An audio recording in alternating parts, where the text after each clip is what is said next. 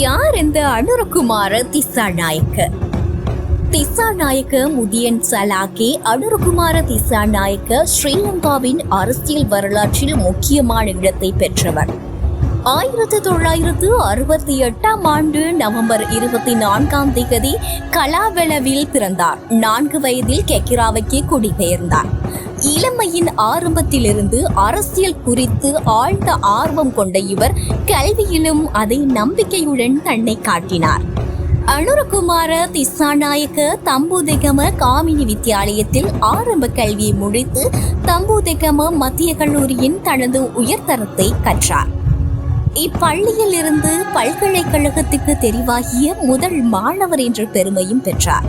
1992 கலனி பல்கலைக்கழகத்தில் சேர்ந்து 1995 பட்டம் பெற்றார். 1997 ஆண்டு சோசலிச இளைஞர் அமைப்பின் தேசிய அமைப்பாளராக நியமிக்கப்பட்டார்.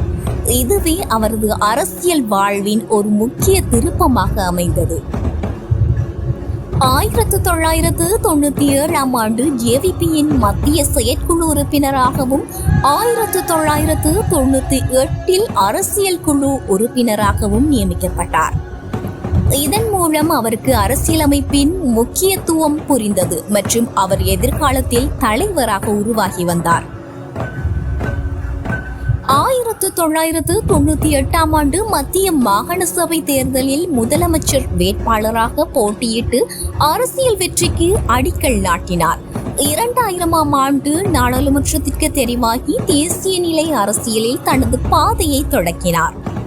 2004 குருநாகலை மாவட்டத்தில் போட்டியிட்டு அதிக விருப்ப வாக்குகளுடன் மீண்டும் நாடாளுமன்றத்திற்கு தேர்ந்தெடுக்கப்பட்டார்.